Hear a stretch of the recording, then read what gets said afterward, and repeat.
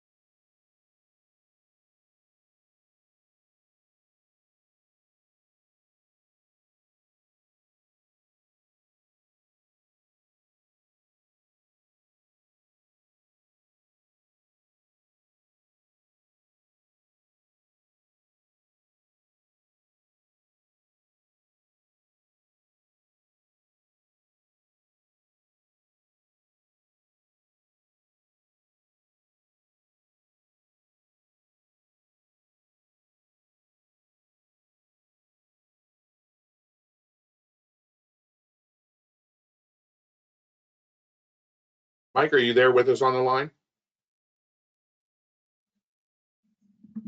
You got to come off mute if you are.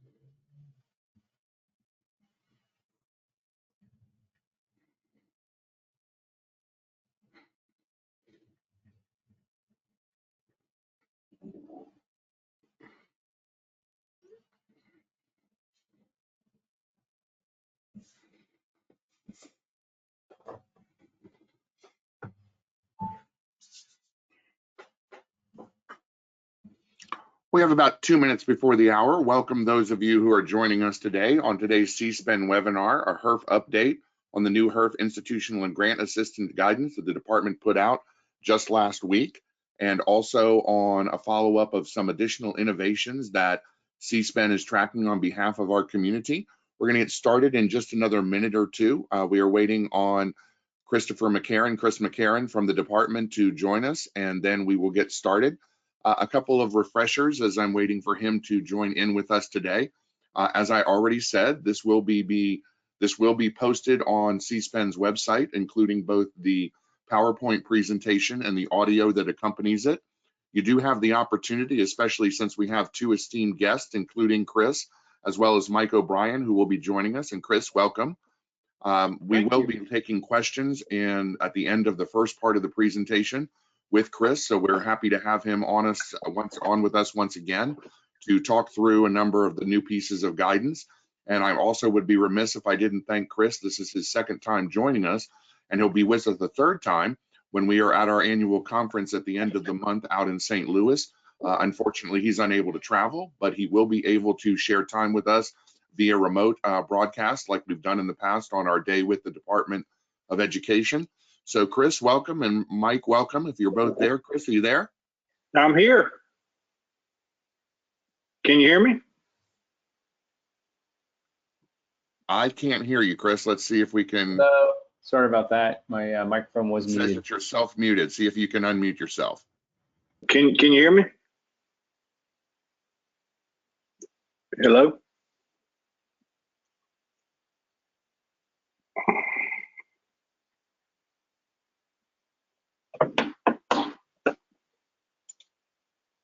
Hello? I can't hear you, Chris. Let's try and see if you can. Can you go back out and come back in and see if that works? And if not, we'll have to get you to come in via your phone as well. Hey, Chris, are you able to hear Mike O'Brien or no?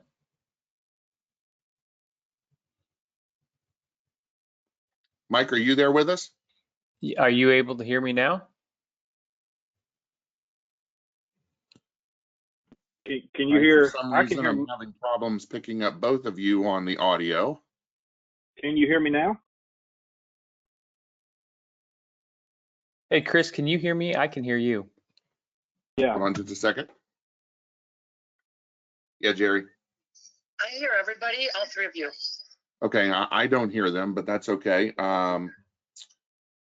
We'll just go with that, but it'll make it hard for me because if I can't hear them, I don't know quite how to control this.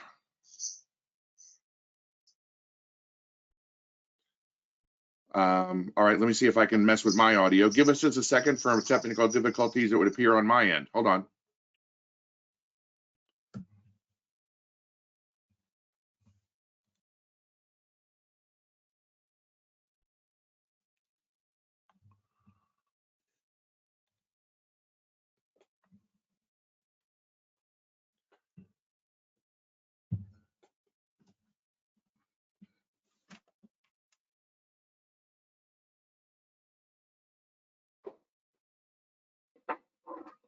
Okay, Chris and Mike, can you try again and see if I can hear you now?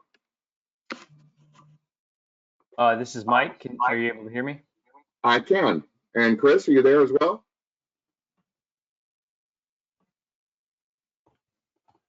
Give us a second to get Chris back in. Mike, sorry for the problems. The complication was obviously on my end. Not a problem. Chris, are you there?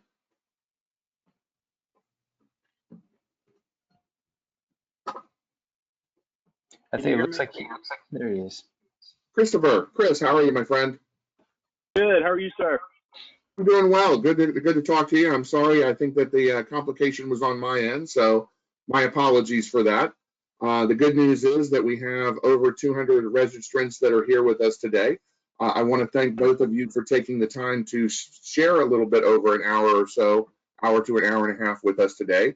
And so I will go ahead and get started. We have both Christopher McCarron from the Department of Education and Mike O'Brien, who will be sharing with us information today on a new HEERF tracking system that we wanted to be able to present to you and within our community, as again, we continue to see so many critical issues around COVID-19, and the ability to track our students becomes vitally important, both for not only social distancing and the ability to interact with them, but certainly, as we've seen recently, the opportunity for things to get to ramp up pretty quickly in terms of hotspots and the like. We do welcome everybody that is with us today. As I said in the do's and don'ts earlier on, we do have the opportunity for the Q&A function I will be reviewing that as we go throughout this presentation and making sure that the questions that are for myself and Chris are directed to us as we get to the Q&A. And then for a separate section with Mike, who will be sharing with us, as I said, some new innovations and questions for him. So without further ado, as we go through this new section, we do want to thank Chris for joining us once again today, and the fact that we've got new guidance. And it's always helpful when the department is able to share guidance with us. They provided some at the end of September that was very helpful. But quite honestly, the information that was provided last week are things that I've been banging on Chris and his team for quite some time, as has the rest of the community. And we were so happy that the department was able to release a number of Q&As that are been, and what they call the round 3 Q&As that were of particular importance to not only our community, but all students in schools, and addressed a number of the issues that we were waiting for some of the guidance on. And there's still more yet to come from Chris and from the department on the reporting side. But let's go through today the questions and answers that they provided us on October 2nd.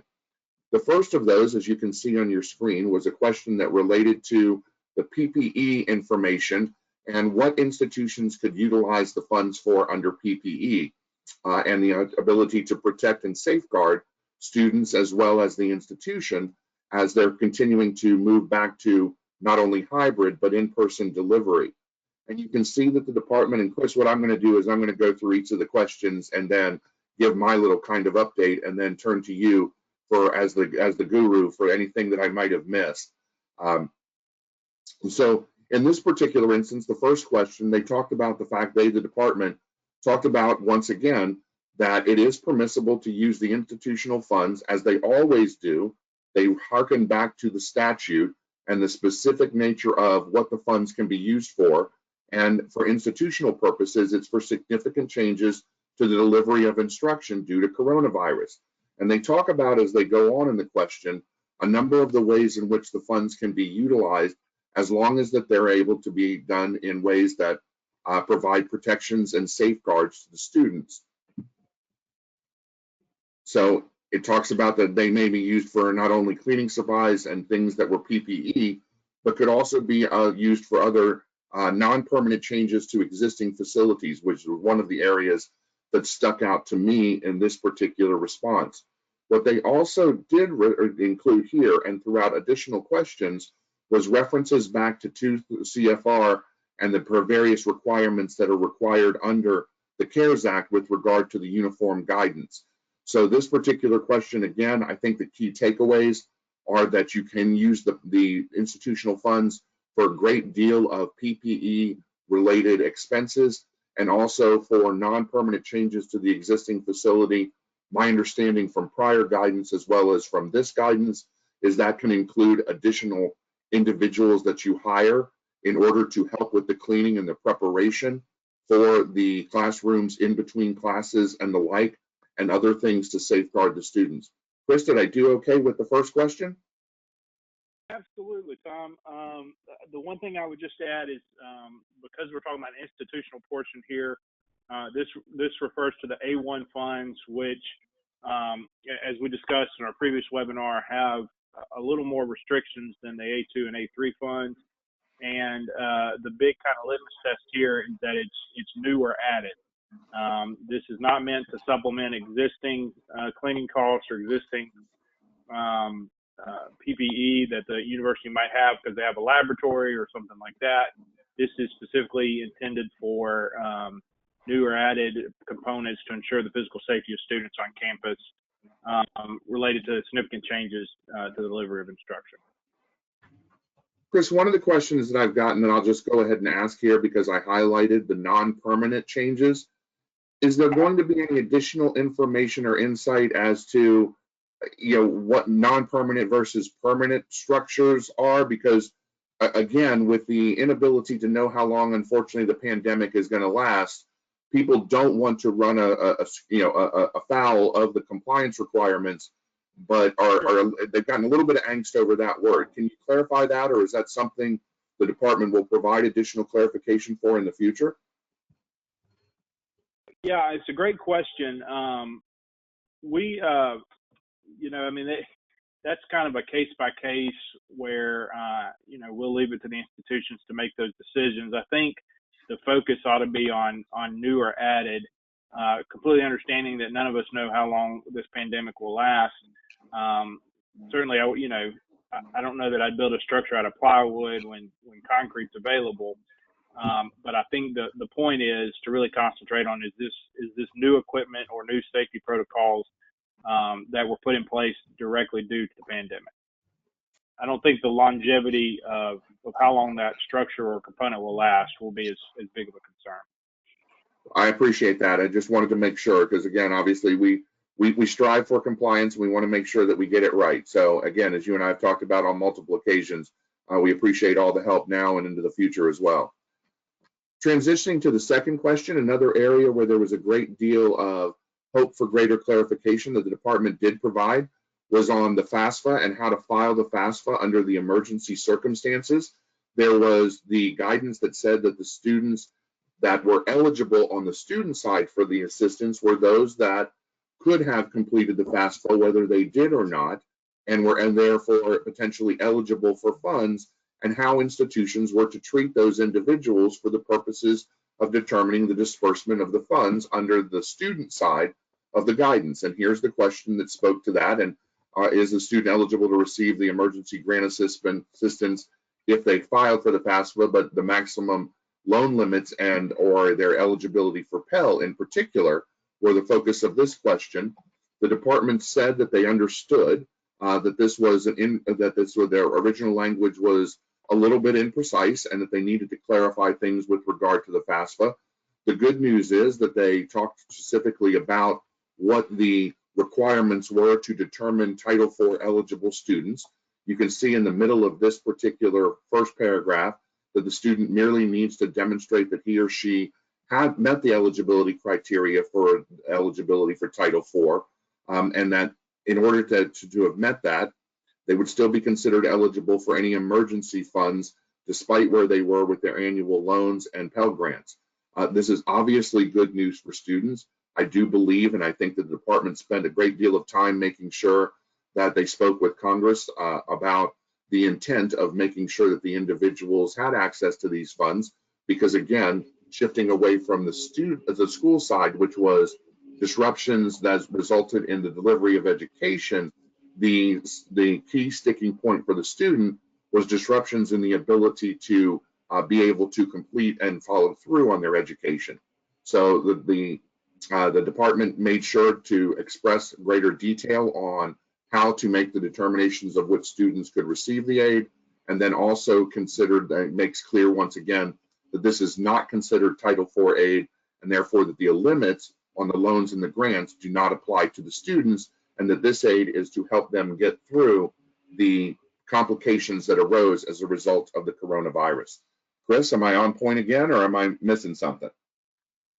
Yeah, no, absolutely. You're on point.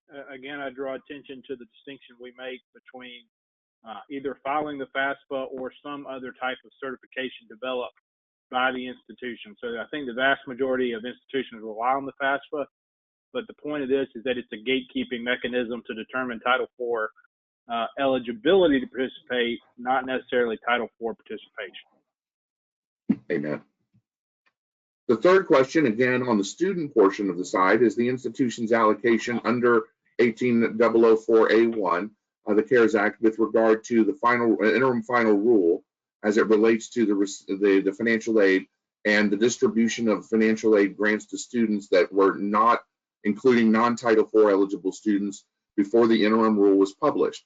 What is the use of the funds available? This is again one of those circumstances where dates matter. As you've heard CSPEN and others talk about in our previous HEERF discussions on all of the guidance as it has matured, and as all of this process has continued to mature, as we all work our way through something totally new, was how to deliver the funds when guidance shifts. The department has been clear with me, and we've been clear with you all on a number of previous webinars, that dates matter, and so that as your policies change and the guidance change, and you change your policies and procedures to comport with the guidance, those dates matter and are things that you should put forward. The department in this particular instance, and I'm sorry that it gets a little bit crowded on some of these slides, but the department put forth a great deal of information to help with their responses. And so we've generated all of that. And you'll see at the bottom, we also included the URL so that you can go back and review this guidance on your own. But in summation, what the department referred to was their prior guidance that was put forward in June of this year, that the department would not take enforcement action against the disbursements that were made previously because the new guidance was not yet in effect. It goes on to explain what the prior guidance was with regard to how the funds could be utilized with regard to who they were administered to various students under the interim final rule, and that as they had also previously noted, that this is not necessarily unlegally binding in terms of some of the electronic announcement guidance, and that their continuation of the modifications to this provide the requirements of what and how institutions should look to do things based on the updated guidance. Did I do all right, Chris? Yeah, that's it. That is a pretty dense answer. It's question number 3 for those of you keeping score on the third FAQs that we've published. And I would read that answer very carefully. Moving on to question number 4 from the guidance. This one again is with regard to the student aid portion of the institution's allocation. So we've switched back to the institutional side with regard to the interim final rules and the distribution of aid and grant assistance to including non-Title IV eligible students before the rule came out, and was the use of the funds allowable. I think that this is a duplicate, but here's what the department said. You can use the funds for under the institutional or the recipient's institutional portion to cover the costs associated with changes to instruction. And you can see that they encourage the use of providing the funds and refunds as quickly as possible.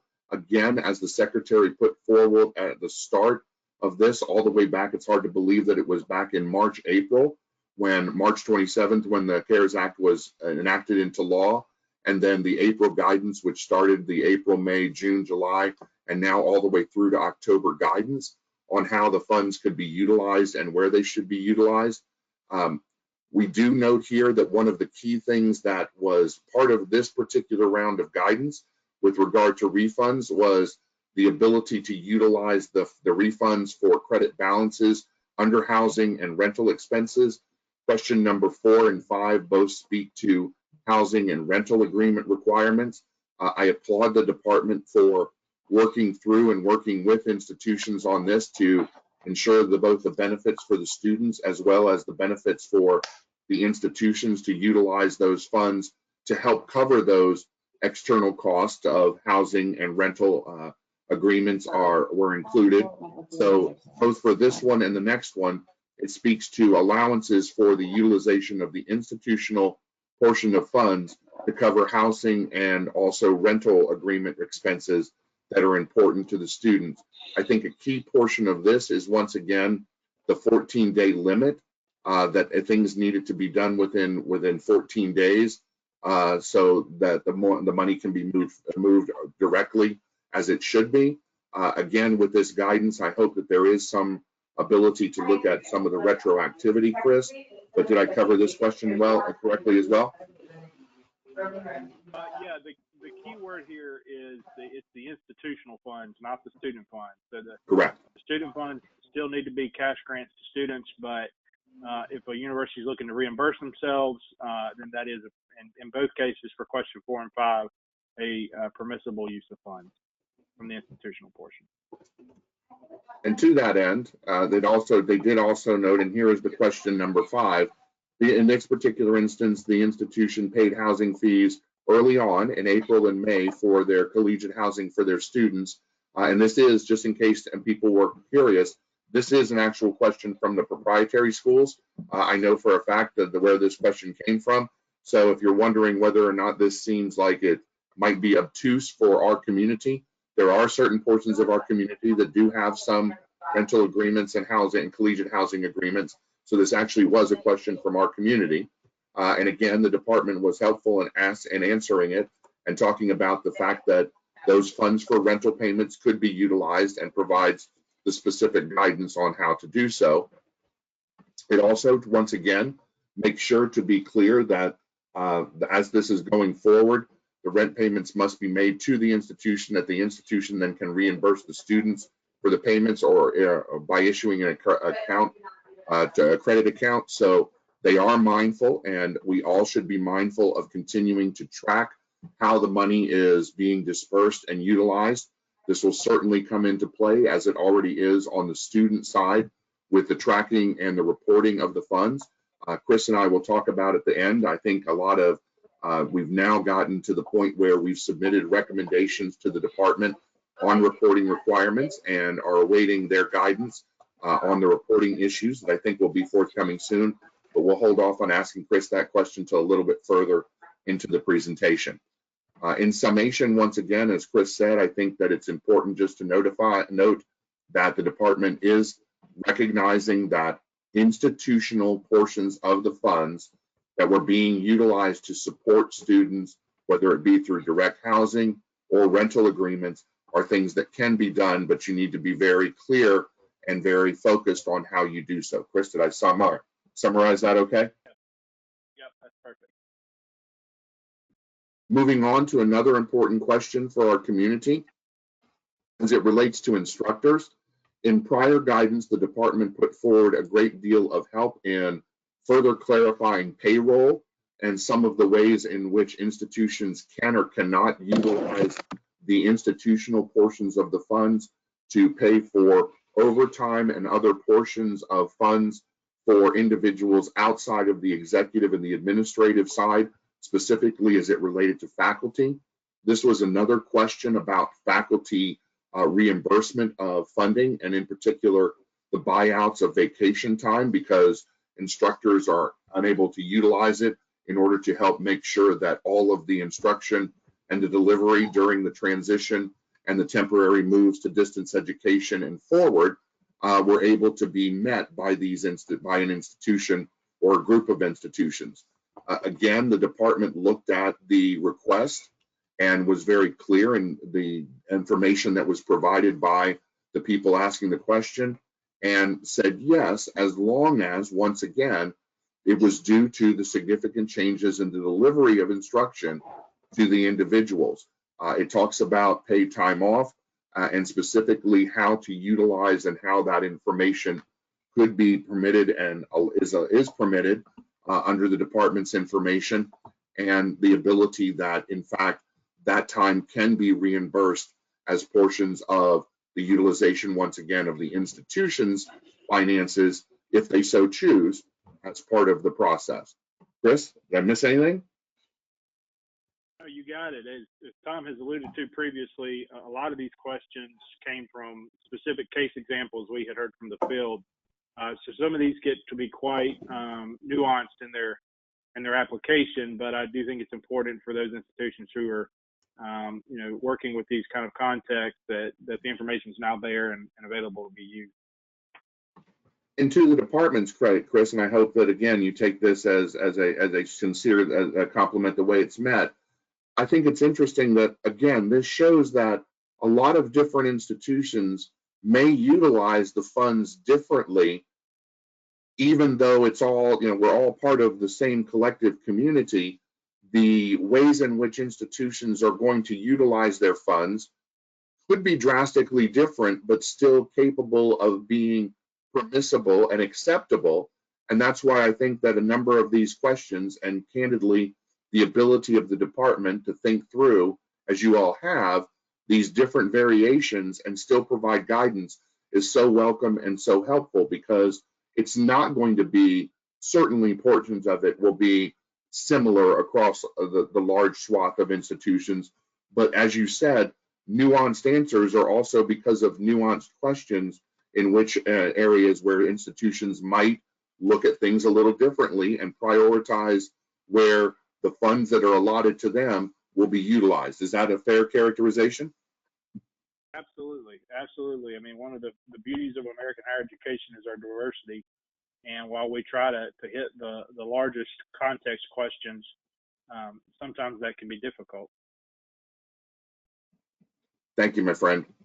Moving on to the next question. If the institution chooses only to use some of the HEERF allocation, i.e. was looking to, but has not spent all of their HEERF funds, will the department look to reclaim those funds? Again, the statute was clear on this, that at some point the funds, if unutilized, could be reclaimed by the department and redispersed. The department did answer this question directly. It was one of the shorter ones, but more succinct.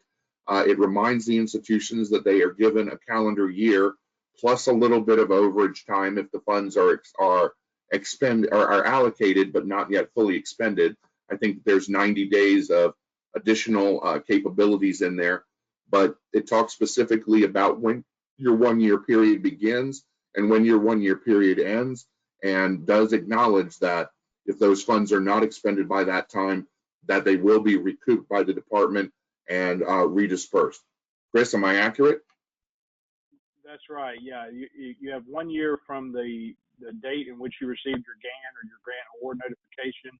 And, you know, the spirit of it here is that these are intended by Congress to be emergency funds. And perhaps, you know, additional legislation from Congress will come down the pike and we'll have different protocols. But for this, it's intended to be emergency funds, and therefore intended to be spent in a relatively short period of time.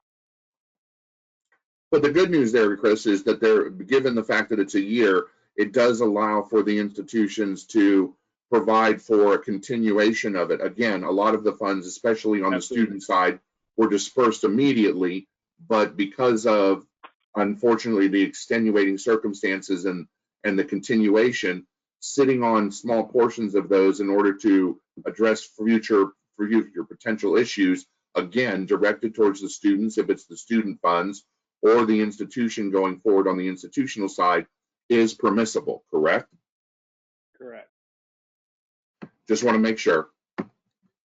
Again, it goes on in the response to this question to remind you, as I said, the liquidation period of 90 days, but it does re-emphasize the fact that these are emergency funds, that the goal, as Chris said, was in order to make sure that these funds are utilized, and refers back to some of the prior guidance as well. And if I could jump in real quick, Tom, one of the things that we've noticed, and I'll talk about in a little bit, if you're at your university, if you're not in close contact with your chief financial officer or your business office, a lot of these questions and a lot of the requirements around the HEERF money do have financial implications for the institution. And so I would just highly encourage you, if you're not in frequent contact with your business office, with your chief financial officer, that you start doing that, because it will affect not only some of your accounting practices, but also when it comes time for audits, you want to make sure your business office is up to speed on everything that's been done.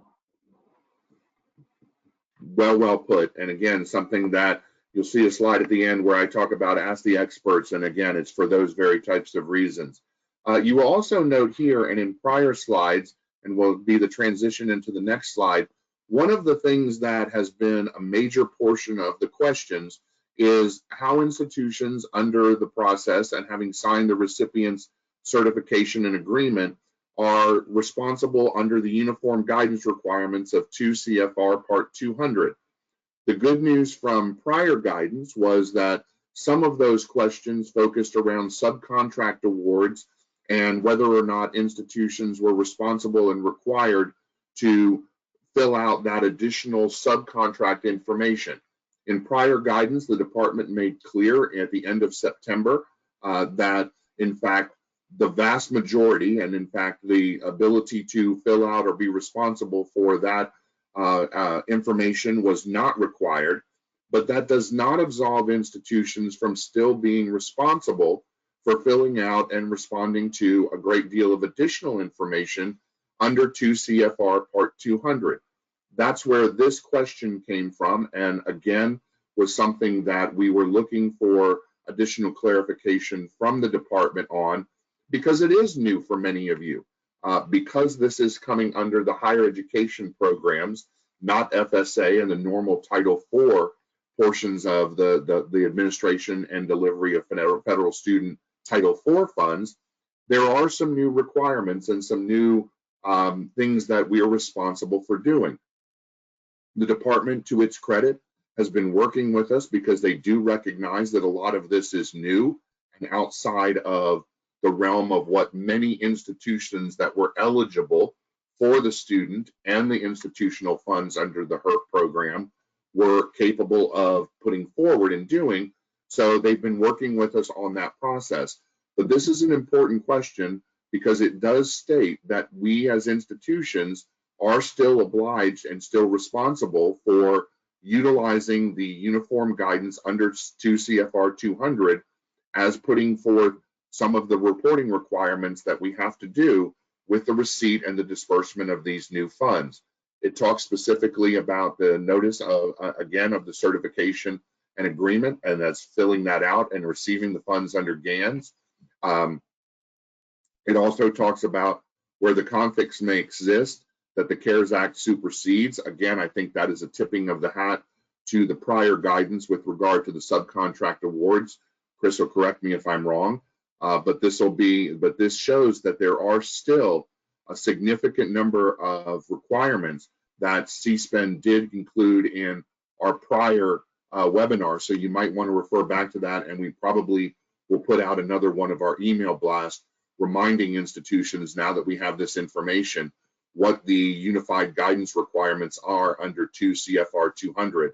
But this was one of the key takeaways for me, not that all 16 questions weren't important, but this guidance really tied up a great deal of area where there was some ambiguity for our institutions and what our responsibilities were.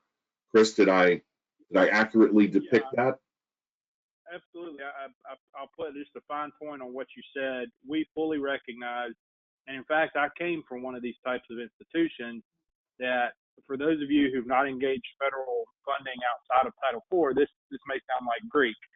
2 CFR Part 200, you may have no idea what that means. And the department's here to help you through that process. Organizations and associations like Tom's are here to help you through that process. And, you know, the old adage about ignorance and the law applies here, that just because it's the first time doesn't mean it doesn't apply, though we are very cognizant that this is brand new territory for a lot of these institutions and want to help you through that process. Just keep in mind, and again, going back to involving multiple departments at your university, that spending the award is just the first part of the process. If there are other things that are required, and make sure you're informed on that. There are plenty of webinars out there and help videos, or call me, call Tom. But these are very important aspects of the grants that may be new to many of you. And Chris, do you want to do it now, or do you want to wait till a little bit later? I know that when in some of our conversations, I'd love for you to give a plug for the department. Do you know when you guys are going to do your next webinar on a lot of this guidance yourselves? I do. So it's next week, and you should have gotten an invitation actually today.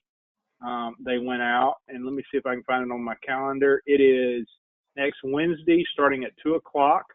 And that webinar will focus specifically on updated guidance we have regarding reporting, specifically student and institutional reporting, but we'll also cover the annual reporting in there.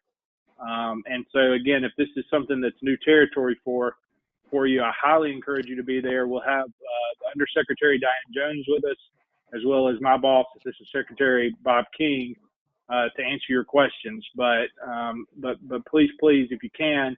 And we are also, for this one, encouraging folks to bring either their CFO or somebody in their business office that's attuned to the financial ongoings of the university, because a lot of these things that we're talking about have financial implications, not just in how the money's spent, but how the money's recorded for institutions.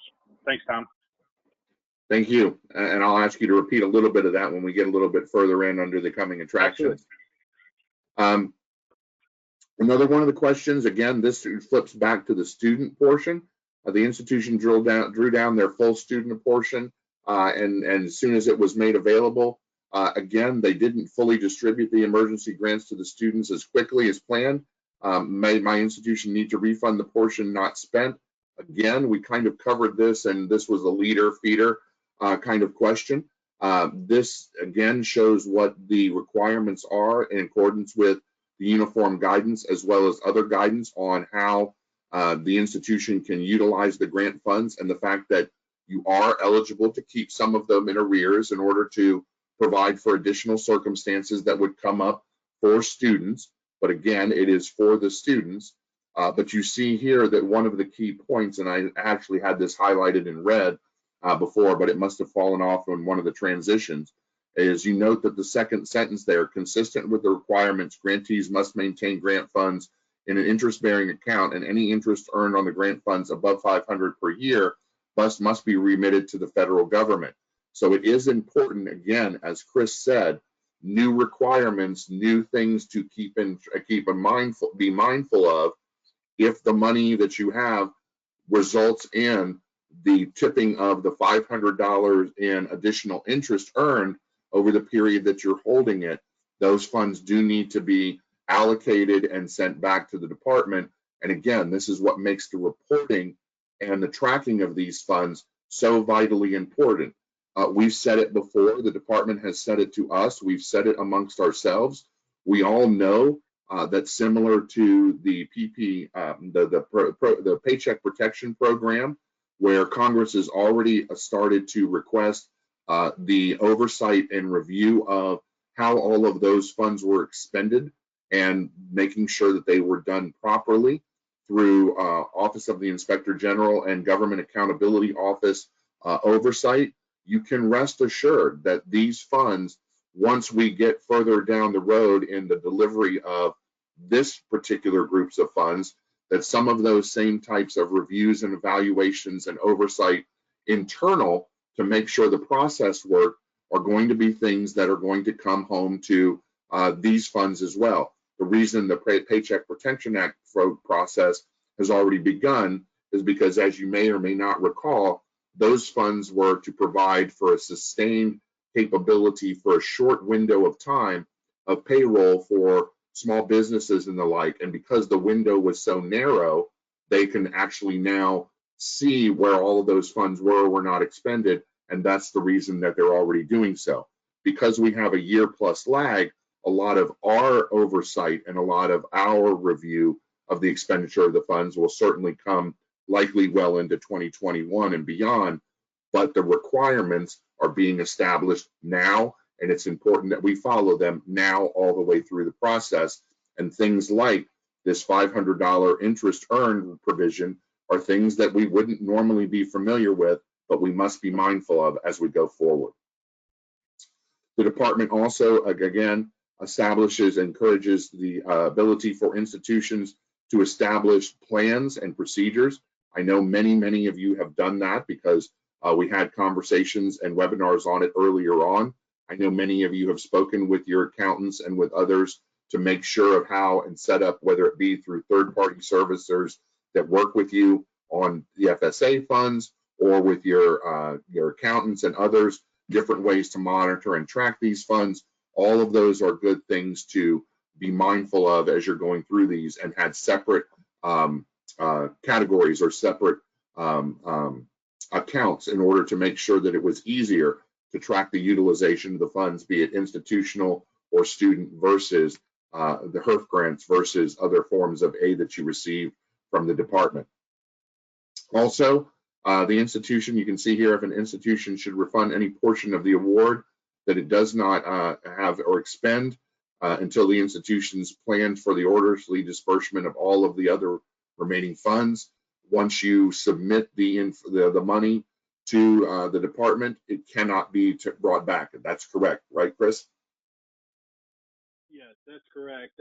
The big kind of context around this question was, particularly early on, institutions were drawing down funds and in an attempt to get them quickly, and then not having made decisions on how they were going to distribute those funds to students and or spend them on institutional purposes. And because these are taxpayer dollars, they can't be used to generate extra revenue through interest bearing. And so that's the $500 rule. And so we're highly encouraging folks to wait to draw down their money until they have a plan in place, both for the distribution of the student funds as well as for any institutional funds. Thank you, Chris. On the institutional portion again, to upgrade computer systems to facilitate distance education. Again, I think many institutions were slow rolling to a certain degree the institutional portion of the funds until some of the guidance that recently came out at the end of September and last week in the first week of October were brought forward. This question talks about the transition and the ability to build computer infrastructure and computer systems in order to facilitate the temporary distance education. The good news is that the answer is yes, but it does come with additional explanation. As you can see, the department once again goes back to the statute and the significant changes to the delivery of instruction due to coronavirus. But it then goes on to give a number of examples which are helpful in terms of stating that it can be previously planned upgrades to computers are not included, and explains that therefore this has to be as a result yet again of COVID.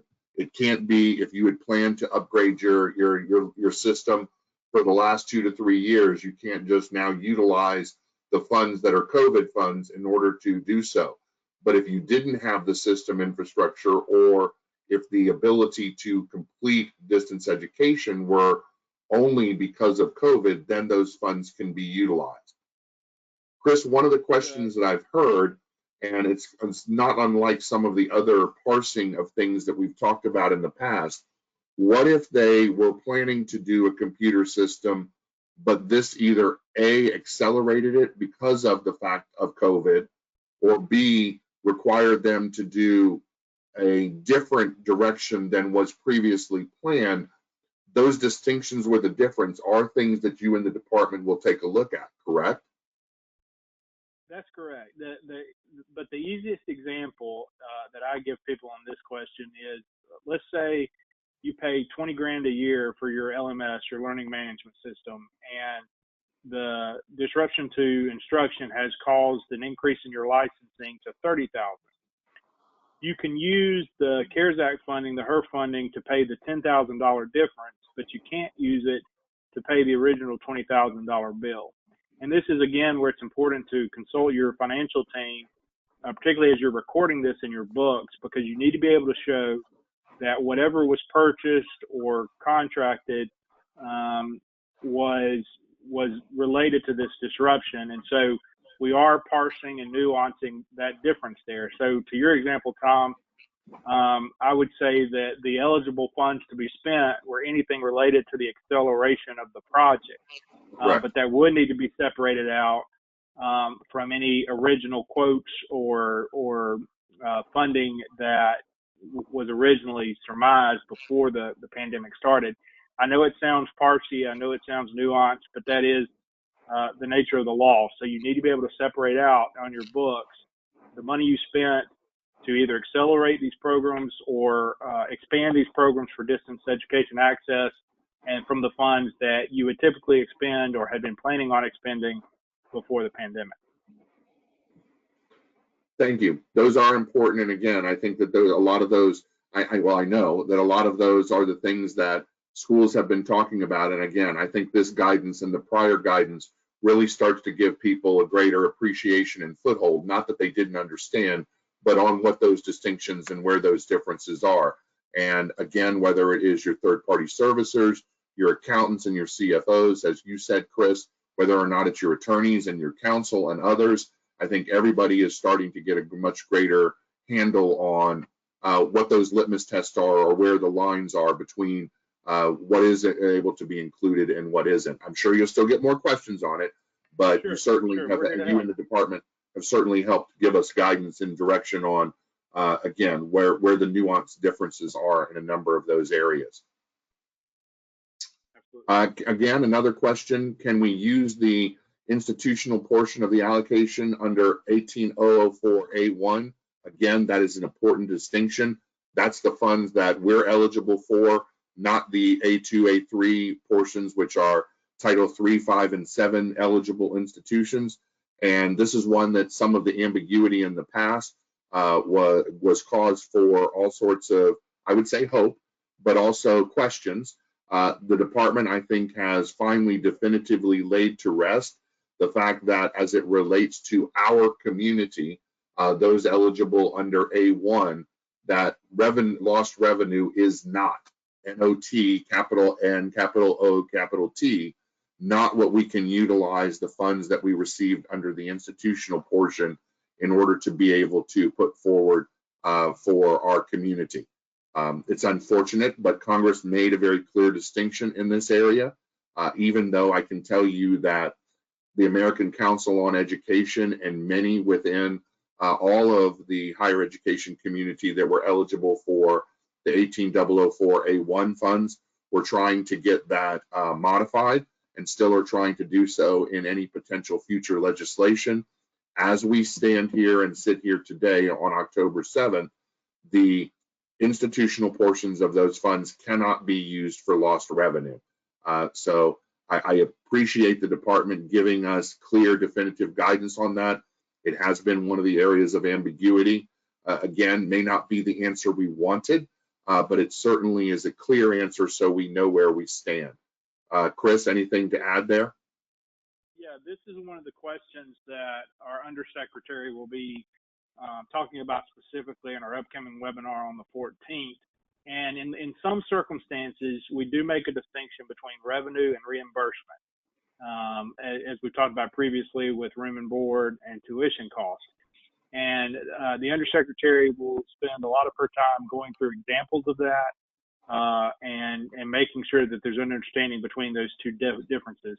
And so when we're talking about just revenue, that's correct. It cannot be used. But there are some nuances I think you'd be interested in hearing about. And again, we'll go into depth on those in the webinar on the 14th. Thank you for that, Chris. Moving on now to, again, additional guidance with regard to the Paycheck Protection Act program, the 3-week period in which salaries, as I alluded to earlier, made institutions use its allocation under 18004A1 to reimburse for payment of such as instructor salaries. There should be a question mark there. It kind of got lost. Again, I appreciate the department putting forward guidance in this area and explaining, again, nuanced differentiation. Again, not only between the Paycheck Protection Act program and the COVID CARES Act funds for institutions under HEERF. As you can see here, they do start off with it depends and gives examples of how the delineation or the distinctions and differences can be put forward. I won't insult you by reading this, but again, it's all a lot of information that by and large says that the institution has the ability to utilize portions of the HEERF funds, again, if it is something that would be over and above and beyond or different from what was their normal and customary required duties prior to COVID. So like with the prior examples of your LMS system and your computer system, similarly with faculty, similarly with so many other things, you have to show the ability to link this to something different and substantiated based on the disruption due to COVID. Did I do well there, Chris? Yes, this is certainly a question that I would pay attention to, and it's really one because it's again nuanced and detailed that I would take the time to read in black and white in person on our website or via Tom's copies, and make sure you understand the difference. And again, some of this will also be covered in the webinar on the 14th. Moving on to the next question. Again, allocations under A3. Now, this is portions that candidly we are not eligible for, but I just did want to be true to the entire listing of the information. Once again, we were asked when the iRepo funds first came out whether or not our institutions were eligible for that, and we said we would have to go back and look. Unfortunately, we are not, because it does fall under the other subsections that are not portions of which fall under A1, which our community is eligible for. So this question, while not necessarily germane to our community, I wanted to be true to the entire set of guidance and include it there. A question that is very much apropos to our community is the one that follows, and it's rather lengthy, but it gets into the administrator's role within our institutions. There is a clear distinction on executives and administrators, but there are questions of the ability to differentiate, as this particular question does. This gets into that's not an executive in their view that that earns the highest executive salaries, and the administrator performed a number of COVID-related actual duties. May they be compensated for the actual portions of their new enhanced or modified or increased role as it relates to the COVID-19 related tasks that they're doing? And again, this doesn't seek to differentiate and ask the question whether it be an A1, 2, or 3 form of the funding, and what are the responsibilities and the abilities to do so. Again, because it was such a broad question, the department does start off by saying that, and puts the caveat out front, as they do with several of these questions, that you have to take a deeper dive and look into the nuances, as we've done multiple times on this webinar and prior webinars, to really look at what is eligible or not eligible. In this particular instance, the department first set aside a specific follow-up to prior guidance on section 1804A1, which is the part that is applicable to us. And it talks about it would not be considered related to the change in delivery of instruction, and therefore not be viewed as an allowable or permissible expense based on the question as it was provided. They go on to explain that administrators and executive salaries, benefits, bonuses, contracts, incentive, stock buybacks, and the list that you see there are all benefits that the senior administrator or executive two would be entitled to otherwise, so therefore are not portions of what COVID would be responsible for. But there are some circumstances where, if it's not a senior executive or not an administrator that was doing these new functions, and in a future question we will get to that, that it is permissible. But again, I think that one of the conventional pieces of wisdom here is that if you're execs or senior administrators, you need to take a very, very, very long, hard look on anything that would be institutional funds related in relation to payment of those individuals. Am I overstating that, Chris, or trying to be very clear that caution and beware here? Absolutely. Again, like question 12, really all these questions, but these in particular, please look closely at it and make sure you're applying all these litmus tests as you're going about expending the funds. But Tom, you covered it well. Thank you. Again, another question that was brought forward: can the institution that incurred pre-award cost on a pre-award basis, do we need to wait for the GAN and an actual start date?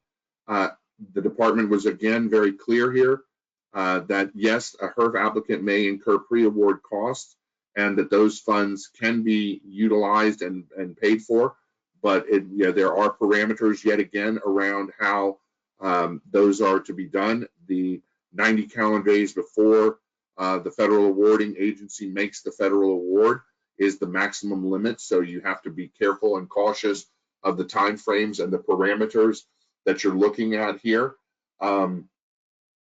as it goes forward. And as you look at this, one of the questions I had for you, I don't know, Chris, whether you'll have the answer. A lot of things though in the prior guidance from the department, you talked about for a payment period or period of enrollment, that was the tie-in to the information. I'm not sure, but I think that there are circumstances where that could be longer than a 90-day window. Is that something the department would be willing to look at if the payment period or period of enrollment that crosses over into a COVID-related, national emergency-related period? Can that pre-award basis be included? Because again, I'm not sure that the 90 calendar days and the other guidance is going to totally line up. Am I making some sense there? Absolutely. I'll have to ask my lawyers that question. because this is related to uniform guidance, I'm not sure we have much wiggle room on the 90 calendar days unless the CARES Act specifically mentions it, of course, because the CARES Act supersedes 2 CFR 200. If there's nothing mentioned in the CARES Act about it, and I don't believe there is, then the uniform guidance would have to apply. Okay. But let me talk to my lawyers and see what they say. And this one was, again, this one, with this just coming out, that question just came to me within the last 24 to 48 hours. And we're going back, just so you're clear, to do some of our own homework to make sure that what I was saying in a hypothetical is actually would hold true in reality. So, you know, again, it's another one of those ones that I wanted to share with you that had just come out. And again, as we look to share time together at the end of the month, maybe that's one that we put a pin in. I will submit it to you as I do, and as we all do through the HEERF process and elsewhere, and have it on one that maybe we look to circle back to at the end of October. That'd be great.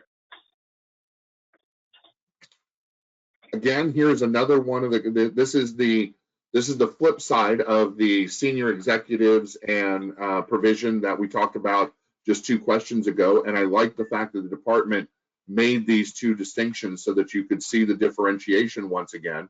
An institution asked if they hired an individual that would be solely dedicated to COVID-related work, would that be an allowable cost? Not only does the department share that could be a permissible activity, but it talks about the ability for an individual to look at this as a part of other responsibilities that they do, but then again emphasizes that it would not consider this the same thing for a senior department official or executive personnel.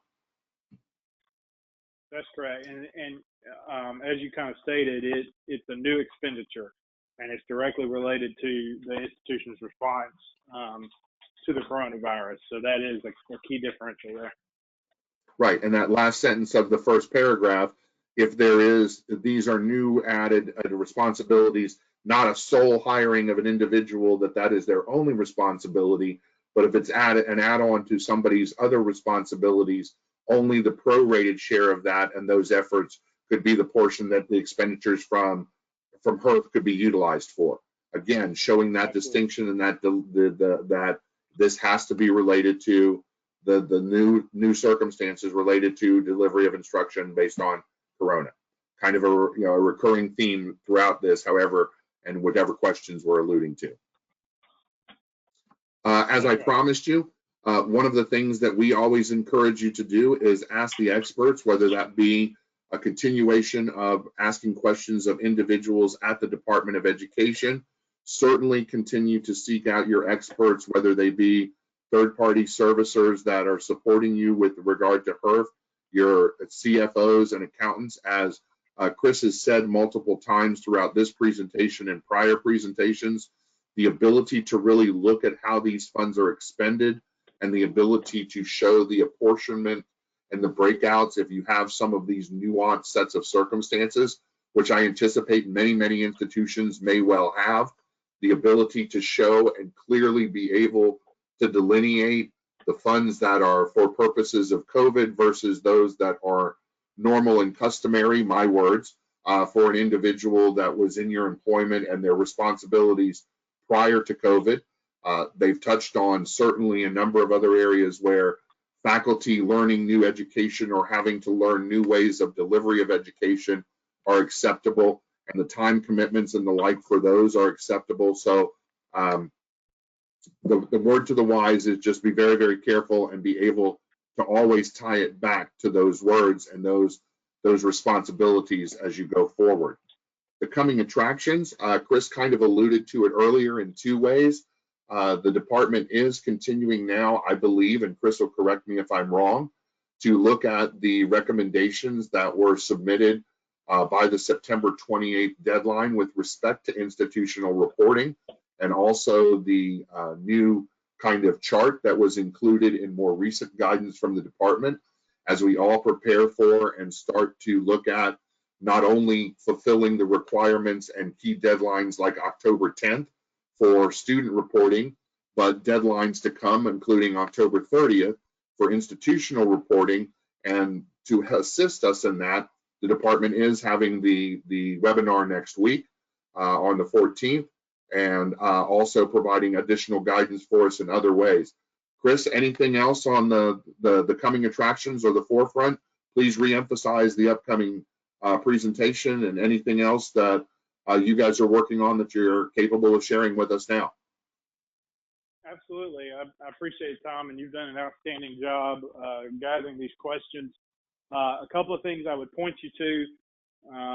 Please, if you're not looking on our website, please do. You can type in USDOE OPE into your search engine, and it should be the first of a couple entries to pop up. Click on CARES Act. We've now put all of our FAQs in one section and kind of revamped our website to make the plethora of information a little more accessible. Read through those FAQs. As Tom alluded to, there's also now a chart on the website that goes through these reporting requirements that'll be the subject of the webinar. And that webinar is scheduled again next Wednesday, October 14th, from 2 p.m. to 3:30 p.m. And again, I'll say one final time, if you don't have your financial folks involved with you in this, we highly encourage you to bring them to this webinar and to make sure that they are kept to speed of everything that you're doing with these grants, because there will be a lot of accounting requirements and audit requirements to come. And again, just to try and bring a little levity to the circumstances, please try and keep calm and always consult your experts. We will all get through this. It is new for the department, just the same way it's new for us. And we are making considerable progress with much help from Chris and his team. I would like to once again thank you, Chris and Soren and John and everybody else for all the hard work that you're doing. We do have a couple of questions that I want to, in the time we have, ask you before we turn it over to Mike for some of the new things that are going on. The first question, and I think some of these are, again, the nuances that we'll continue to have moving forward. But Chris, the first question is, based on what we had thought on prior guidance, we have planned to invest in an HVAC equipment and an air cleaning system that would A, increase outside air changes, and B, filter the air in a way that helps to protect the students from catching the coronavirus. Would this be a permissible utilization of the funds, given that it would be permanent? That's a great question, and not one that I had thought about. I'm going to have to do some research to answer the nuance of the question, but for now, again, just let me reiterate, and I know this sounds harsh because it is.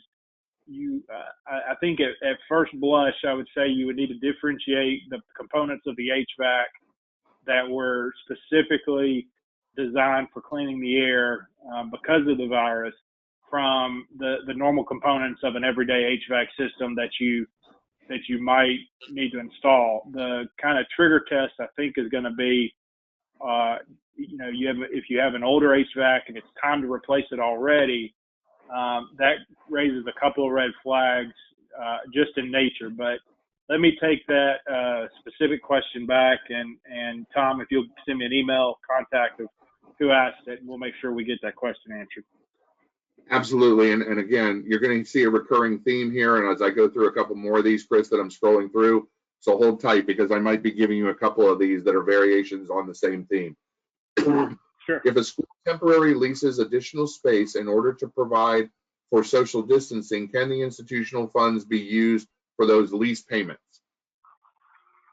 Yeah, if it's additional space that you would not already be required to have, then certainly, as long as you're not showing some huge increase in enrollment, and you'd have to have that space anyway. As long as you can relate it directly back to the need for social distancing, then you should be good. Another one, first of all, the individual thanks you for all of your help and all of the help of the department and your team. Do the full uniform guidance procurement regulations apply to HEERF expenditures?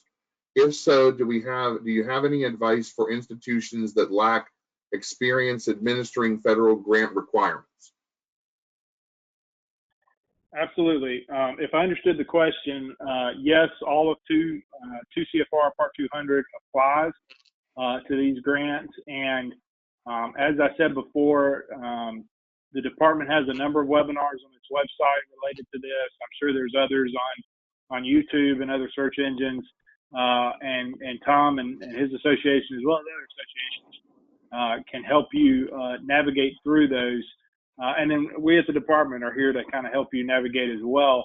One thing that might be beneficial in the spirit of collegiality, if you have contacts at larger research institutions, most, if not all of those research institutions have folks that are very familiar with this language, typically in their grants offices.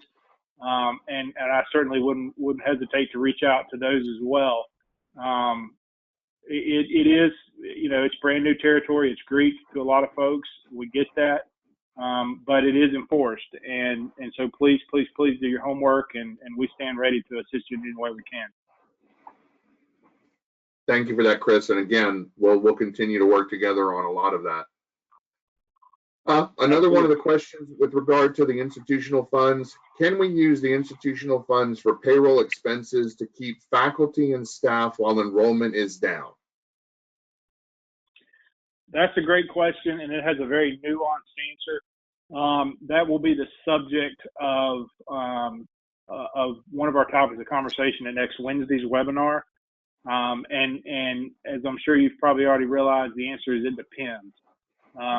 There is a portion of the CARES Act, and it's also in the certification agreement that you signed related to the funds, that says the university will keep folks employed I think the wording is to the greatest extent practicable. And a lot of times that can mean exactly what you're describing. There are some nuances to it, and our undersecretary has graciously volunteered to help walk people through those different scenarios. So I encourage you to attend next week's webinar. I know that doesn't answer your question fully, but because the answer is so nuanced and a little bit complex, I want to defer to our undersecretary on that. And every now and again, you don't want to get out in front of your skis without the boss, right? That's right. That's right. let him answer that one. What about the reimbursement for hours of general staff for COVID-related duties that are not part of their duties? I think we answered that one with the last question with regard to, as long as you're prorating those, that is permissible, and as long as you can show the delineation and the distinction and the differentiation between what are the COVID-related new responsibilities versus their day-to-day routine responsibilities, and I don't mean that to be a denigration, but the things that they had prior to. Am I answering that correctly? Yeah, Tom, that's correct. And this is where I've told some of you before, I'm a former recovering provost, and so I relate well to some of the nuances that are being considered on campuses. And where I get concerned for institutions, so the answer to the question is absolutely correct. Where I get concerned is making sure that institutions are delineating that in their accounting. So if you were to be audited, could your accounting books demonstrate clearly those difference in hours, those differences in pay? And that's where I just want to make sure that I give enough focus to, you can do one thing in practice and it'd be absolutely right, but it's equally, if not more important, to make sure you're demonstrating what you're doing in practice to meet the regulations and the law on your books as well, so that if somebody comes behind, they'd be able to clearly delineate that's what you did. Another variation on the theme, but this is one that I've heard multiple times, so I think that they're wanting you to definitively answer. Can Chris confirm that similar to unused PTO, back to the question on the ability to buy back portions of time, that an institution can utilize HEERF funds to pay for overtime that is incurred by instructors who might be teaching more classes due to smaller class sizes created by social distancing and/or overtime due to extended hours or additional classes needing to be taught, again, because of social distancing?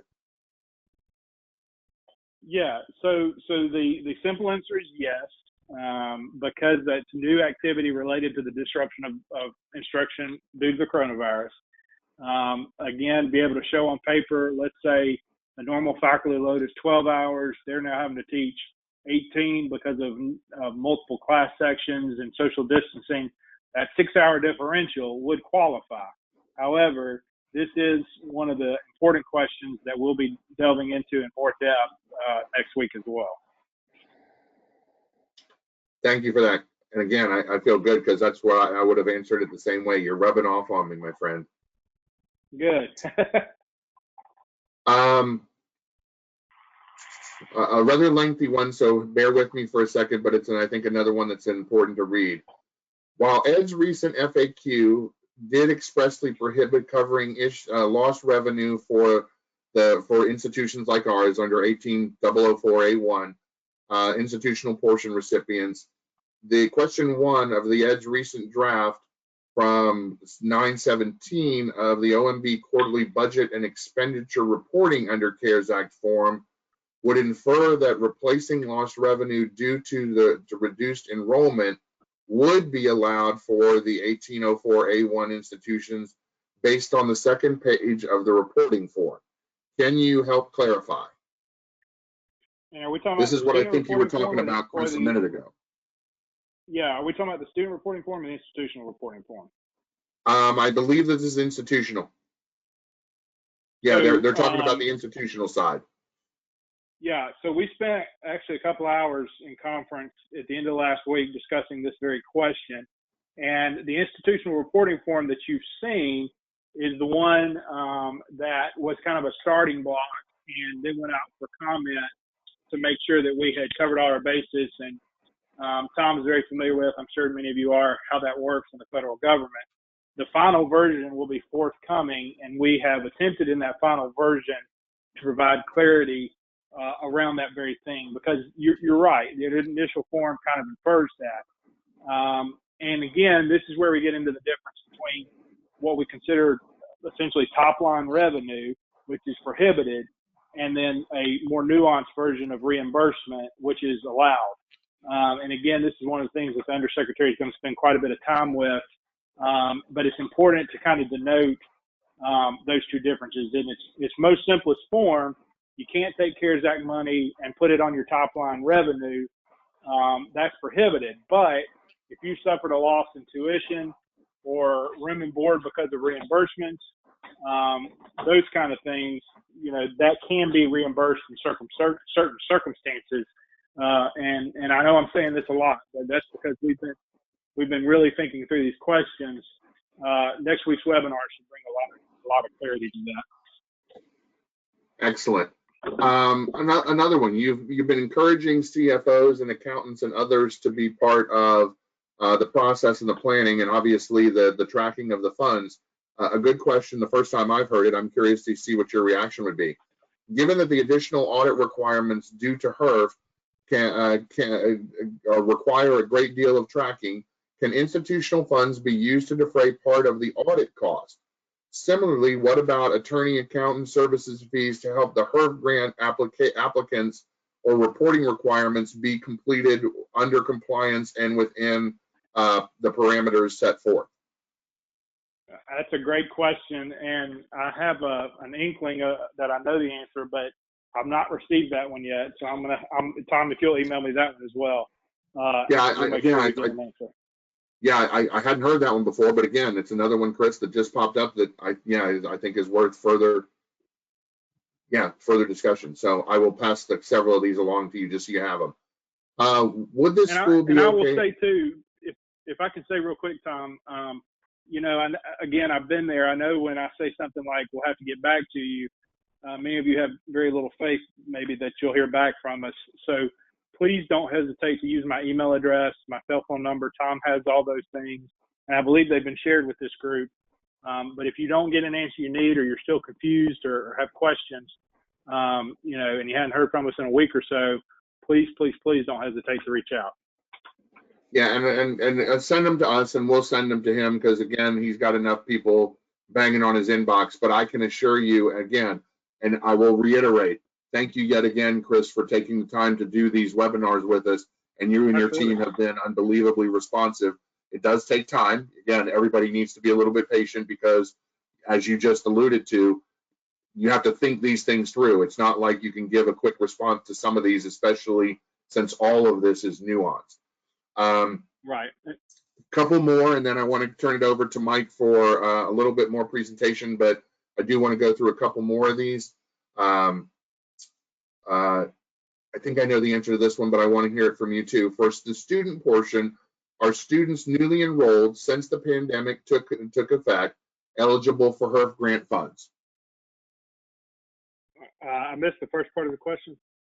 From the student portion, are students newly enrolled, meaning subsequent to the initial guidance and the initial delivery of the funds, are they still, or is the institution eligible to use student HEERF funds for students that are enrolling sometime after the pandemic started?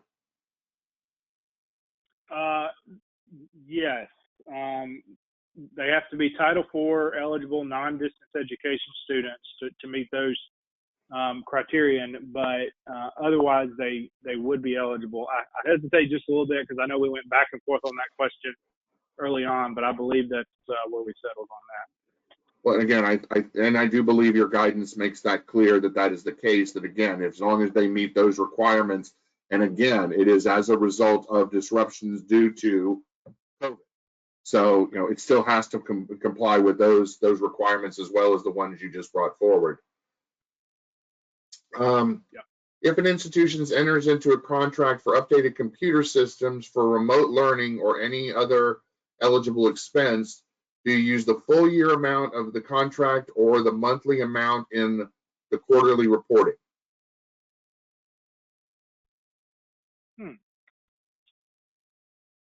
Another one I hadn't heard before, Chris. Yeah, so if you signed a contract, and I know enough about higher ed accounting to be dangerous. If you signed a contract for that system, then you've encumbered those funds, but you've not actually expended those funds. I would report only I guess it'd be the 3 months worth that you incurred during that quarterly report. And then certainly you'll have an opportunity in the annual report to submit the full year's amount. Thank you for that, Chris.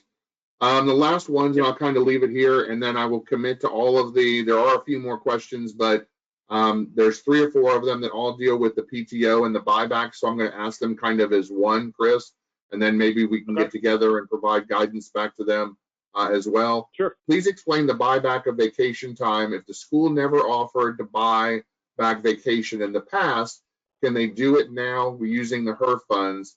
Does this apply to faculty only? Let me find that question. It's question 6, I believe, because 4 and 5 are the 2 on housing and rent, and 6 is then the PTO buyback. Was I right? Yep. Not that I read the document once or twice.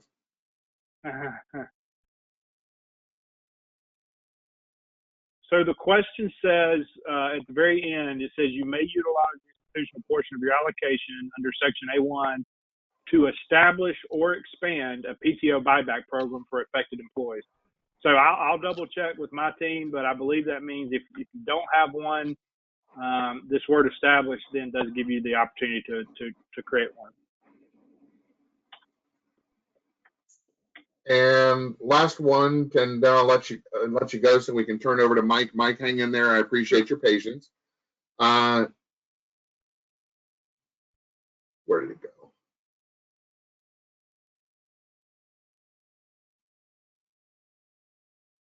Nope, that's the same one. Can the institution reimburse itself for rent payments made for space that is no longer being used for classrooms not being used due to the transfer to online education? Let me read that one to you again. Can an institution reimburse itself for rent payments made for space that is no longer being used for classrooms because of and the reason it's not being used for classrooms is due to the transfer to online education during the pandemic? Yeah, that's a new one as well. And again, I probably have an inkling of an answer, but my lawyer team would not like me to answer something they haven't vetted. So Tom, let's add that one to our list and get an answer quickly. And Chris, my last one is, if you would be willing to share, there's some people on the call that say, or on the webinar that say they didn't get the invite for the 14th. So if you would permit CSPEN 2, what I'd like to do is request afterwards, you and I catch up as we do. And if you can share that guidance with me and with your permission, we will put it out to our email blast, because I do think that everybody is going to want to be a part of you and the principal deputy undersecretary and the assistant secretary's presentation next week. Absolutely, and I'm going to email my team right now and let them know to send you the invite. And Thank you, I sir. believe they were sending it. I believe they were going through the process of sending that out today, and it's something like 16,000 emails, so it takes a few hours to do and for the system to process. So hopefully you'll have it by the end of the day, but we'll certainly send it along to Tom to forward on. Well, I appreciate that. And again, I've said it several times. I'll say it many, many more times between now and when we're done with all of this. But Chris, I want to sincerely thank you yet again for all of your help and all of your assistance with regards to being available to our community, being available to myself and to so many others, and for you and your team and all of the individuals at the department at all the different levels we've already spoken of, working so diligently and vigilantly on not only reviewing and assessing what came to you through the CARES Act, but doing such a great job in working through with all of us in putting together the policies, procedures, and guidance in order to follow through on it. Sincerely appreciate it. Appreciate the ability to have access to you so that our community can have access to you and do the right thing. So really, really appreciate you spending the last hour and a half almost with us today. Absolutely, Tom. I appreciate the invitation, and to all of you, I continue to be amazed and admire what you're doing in some very uncertain circumstances, and so appreciate the work you're doing on behalf of our nation's students. And as Tom said, we stand ready to help you in any way we can, so please don't hesitate to reach out. Thanks so much for having me. Chris, you can stay on if you want, but if not, I completely understand. We're going to transition now. Take care and have a good day, and I will follow up and send these questions along to you. Thank you so much, my friend. We're going to transition now over to our good friends and colleagues, Mike and Connext. I'm going to hit slide presentation over onto the screen and allow him to go through that with you. I'm hoping you can now see the first of the 7 slides that's Connext, COVID, and going digital. Mike, because it's in a PDF and I wasn't able to move it over my inabilities, if you can just tell me next slide as we go through. Absolutely. Hopefully all of you can see this. I want to introduce to you Mike O'Brien with Connext, as we have done previously with another innovation, which was the ability for some institutions, if they so chose, to look at liability insurance in the utilization of your COVID funds. We have another unique set of innovations that we heard about and came to know about that we wanted to share with you, and that is Connext's system to go through tracking and monitoring of students. And I will stop there and turn it over to the expert. Mike, the floor is yours, and thank you for joining us today. Awesome. Well, thank you very, very much, and thank you for having me. Wow, what a presentation. That's deep information with great questions. It's always fun to hear, the way people are thinking about things. I am going to share a link in here if people want to follow along. It's our little presentation will also be available, and I'm going to go ahead and share that with you guys, organizers, and then you guys can choose to share it with everyone. But this is just a link to our presentation, and if someone wants to follow up with it later, they can do that. What I'd like to talk about today is a little bit about how we're helping schools with tracking COVID and keeping in line with keeping students safe, and specifically in a situation where you have on-campus students or in a hybrid situation. And what we're trying to do is sort of create workflows that help schools identify students that are potentially carriers of COVID, and we want to move them off of the so they do not come onto campus. And Tom, do you mind grabbing that link that I just posted to you guys? If you run that in that browser, it'll give us a better view, more clear view than what. Sure, hold on. In there. Yep. I posted in the chat box there, and if you just cut and paste you pulled that. it in chat. I was in Q&A. Hold on, let me pull it up out of chat. And while Tom's doing that, I'll kind of give a little bit of what Connext is. Career Connext was what we started as, and we were focused really on the interaction with students and career service team members. And what we've moved to really is a full service bidirectional communications workflow tool, which I know is a mouthful. What that really means is that we help identify workflows within your organization that could be helped by the use of communication and by reducing repetitive tasks. And today we'll talk about one of our workflows, which is the COVID workflow. With that, you want to go ahead and click in there, Tom? Great. There we go. And so this is a little bit clearer. And again, if you want to look at it on your own, I'm sure they'll share this after. What we created really is a workflow that helps track and identify people that should be on campus and people that should not be on campus. Our process is very, very simple. We identify a person within your organization who's a gatekeeper. And about 30 minutes before someone is supposed to go to campus, whether for a tour or for a class or any reason why any type of meeting that they have on campus, could be faculty, could be a graduate, could be a student. Any reason that they are on campus, about 30 minutes before, we will put them through a little bit of an interview. So if you move to the student interview slide, that'd be great. Perfect. So what we're doing with our student interview is really asking several questions of a student prior to them coming on campus about their temperature and about about how sick they are, or if they're feeling worn down or whatnot. And if they've been in a location that has had COVID, whether if they're at an externship at a hospital or whether they had someone within their family who might have COVID or have been exposed themselves. It's kind of a little bit unique about the way we do it. Through a mobile friendly interaction, the student receives a text message about 30 minutes before they appear, or supposed to appear, and then they go through a series of questions. We added in the functionality, an optional functionality, where a student's able to take a picture with their cell phone of their thermometer, and we're able to then store that information in our system. It would help us out with validating the fact that they actually did that task, which is take the temperature. And I'm getting a little bit of feedback there. I don't know if that's me or you, Tom.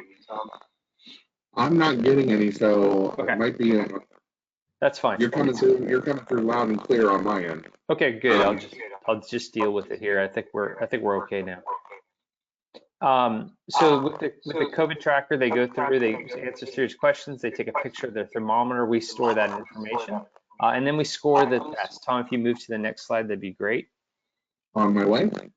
And what happens is after they go through and we score it, we have people that are given a green pass. If they get a green pass, it's stamped with the date, and it's also has their picture on it. This pass could be utilized on campus as an entry point if you're doing temperature scanning at the entrance of a campus. Your students can show this pass if they have a green. If they have a yellow, meaning that they've answered some questions that are questionable, we have a secondary process that enables us to, with video chat, ask them additional questions. And I'll give an example. My son has asthma and allergies, and he might answer a question within the survey that might be related to his allergies. And with a little bit of further asking of questions, we can triage that and know that it's not necessarily COVID, it's just something he has to deal with in his life. If we move to the next slide, that'd be awesome. All right. So what's one of the unique features of our Connext platform is that we can create instant video chats. So at any point in time, we can create an instant video chat. In this case, we're utilizing it for an interview for COVID purposes. But if your campus was utilizing our software, they could also use the video chat to do mock interviews or to do training for your admissions team. So we have a really neat piece of software there. And what this does is enables a video chat to appear for a student who has gone through and answered a question and received the yellow. In the event that they have a yellow screen, they can click a button and they can talk to that gatekeeper, someone who is assigned on campus that can answer those questions. This is not a requirement of our software, but it does add a level of professionalism with regard to the student feeling comfortable and getting the approval from that gatekeeper role on campus. Tom, if you just move along to the next one. And then once we have a series of people, we have our people that are green, we have our people that are yellow, and we have people that are red. If I'm a red person, it means that I've answered a question which where we determine either through them overtly saying or them answering questions that we put them into a high-risk profile that they appear within a work queue that's associated with COVID. In this case, we have a series of queues, and a queue is a collection of students. We have our green, yellow, and red queues. If I appear in a red queue, we can run processes that will interact with that student, and they'll be able to, our process and workflow will be able to ask them questions, and our software, through its AI-based chat functionality, is able to parse out the responses of those questions, and we're able to see if indeed they went and got a COVID test. We can ask them a question. We can also ask them to upload proof of that COVID test by using their phone and taking pictures using their phone, taking a picture of their COVID test. And we can also, after 14 days, move them back into an approved status, or if they have taken a test and it's proved negative. Whatever your business rules are, we can do that there. I realize that I think this is my last slide. This is a very, very simple workflow for our Connects product, and it's something that's on the front end of it. Connects right now is helping campuses deal with the increasing costs of e-signing documents. If you have a DocuSign account, you might be paying $3 to $6 per document signed. That's way too much, and our software will eliminate your DocuSign requirements, in addition to providing a whole bunch of other things that help you with your distributed workforce. We're able to conduct, campuses using our software are able to conduct most of the business requirements in most of your departments, whether it's on the front end in admissions or whether it's your student services in the middle that needs someone to complete documentation, fill out forms, sign things, or simply be in contact with the school. That's really it. I was told I got about 5 minutes. I think I stayed within the 5 minutes. I'd love to take some questions on our COVID tracker, or how we're able to integrate a digital office in order to help your team continue to perform their jobs in a distributed fashion, whether it's dealing with students, graduates, or even faculty. Well, thanks again, Mike. And while we wait a second or two and see if there's any questions that come in, again, we offered up the opportunity for this presentation. Mike has walked me through it in a much greater level of detail than obviously the 5 to 7 minutes that we had for today. If you are interested, we will be sharing additional information on this so that other individuals can, so that you can connect with Mike and with the team over at Career Connects in order to look at this in much greater detail. I think that it is quite unique just from my personal review of what he walked us through in terms of the capabilities that it has to protect with your student population as you're transitioning back into the on-campus environment and away from potentially the temporary distance education, or as you're continuing to have the hybrid environment. I think certainly that will be in vogue for quite some time to come. So I think that there is a lot of uniqueness to what we've seen and what we've been able to do with this. One of the first questions is, does your signature pass the regulations requirement for secured signature? Absolutely. We passed 3 different individual requirements. We passed the HIPAA, we passed PCI compliance, and we also pass the federal tax compliance for dealing with 4506T forms and other document forms. And we'll do it at a significantly lower price. I mean, typically a third of what DocuSign charges. So.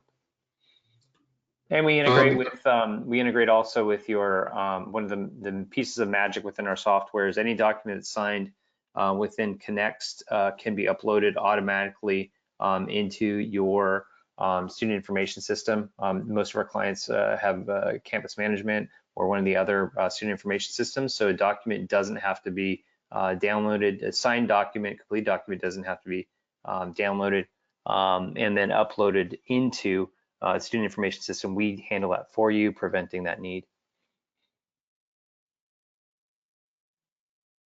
Another question, which I'll take the liberty of answering, would this portion or this new innovation be something that is likely to be able to be covered by the HEERF funds?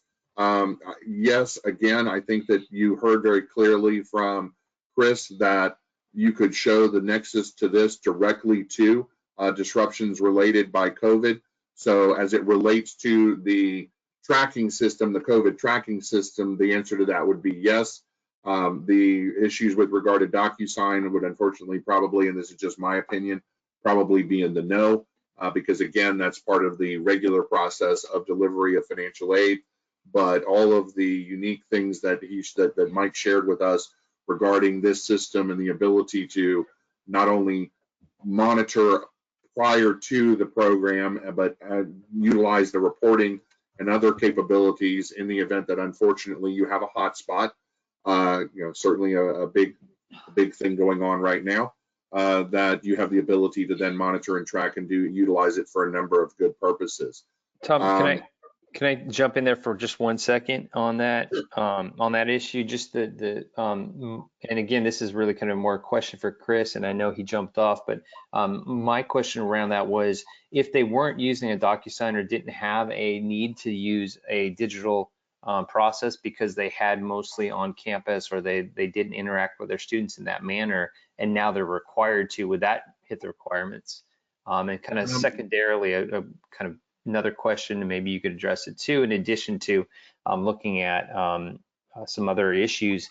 One of our unique relationships that we've been able to put together is with Venmo and PayPal, and we're able to, from a stipend perspective, we're able to take funds from a school and distribute them out through PayPal and through Venmo to a student's account digitally, eliminating need for paper checks or anything like that, and without the requirement of them providing a blank check so that they could set up an ACH. Does that make sense? There's 2 separate issues there. It does, and please send those along. And again, like we will do with the other questions, I will package those up and pass them along and get additional information back from the department on those as we go forward. With that, I don't see any other questions. Last chance, any other questions, folks? We have taken you a few minutes past our 3:30 deadline, but I think for very, very much good reasons. I can assure you that this slide presentation will be integrated into the actual PowerPoint so that all of it is available for your review and for follow-up contact after today's presentation. So we will incorporate all of this back in. I just had a little technical difficulty on doing it on the back end on my end, but we will make sure that it's all integrated into the final version, and we will get back with additional questions on all of the information that came from Chris and from Mike's presentation, and those questions. You'll see those submitted, and then we will share the follow-up with them either prior to, hopefully sharing time with you all in the end of the month of October. But if not, then we hope to, and I would be remiss if I didn't share with you the fact that we are looking forward to seeing all of you in October. That I think hopefully many of you are seeing lifting of restrictions in your individual areas. We have good news, at least from our vantage point, we believe, with regard to CSPEN and our conference on October 28th through 30th. The state of Missouri has reduced their limitations, thereby increasing the number of individuals that can congregate and be in one place. That's a good thing for purposes of the ability for us to share time not only in the exhibit hall, but in the plethora of breakout sessions and the like that we have. We do have a few limited spaces left for golf, and certainly are looking forward to sharing time with Mike, with Jerry, with myself, and many of you, hopefully as you come to visit with us in St. Louis.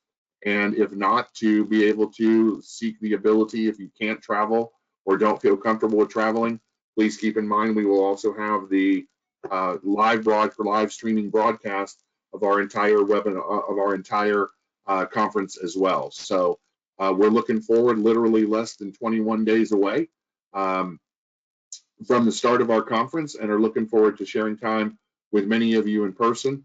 Mike, I look forward to sharing time with you out in St. Louis. Thank you And so much. also to following up with a number of the questions, both with Career Connects and also the questions from our community on guidance with regard to HEERF. Thank you for all of you all that shared in our presentation today. Again, all of you who submitted questions, I will make sure that they go to Chris and to his team, Soren and John Houston and Soren Lagarde and others, and we will work to get those for you either prior to or when Chris presents with us on Friday, the 30th of October. Again, we will also be sharing with you probably first thing tomorrow morning, the invite from the department for everybody to attend the department's presentation a week from today. He said it, I will reemphasize, I don't think that that's one that you're going to want to miss. Again, I think that there will be a great deal of additional dialogue and nuanced discussion that takes place on that call. It's certainly one I'll be a part of, and I'm assuming many of you want to be as well. Again, thank you everybody for joining us today. We will be back in touch with you with more email blasts in the very near future, not only on HEERF guidance, but the actions taking place in Washington, D.C., and look to share time with you either virtually or in person at the end of October at our 6th annual conference. Everybody have a great day, and Mike, thank you so much again for today's presentation. Thank you so much.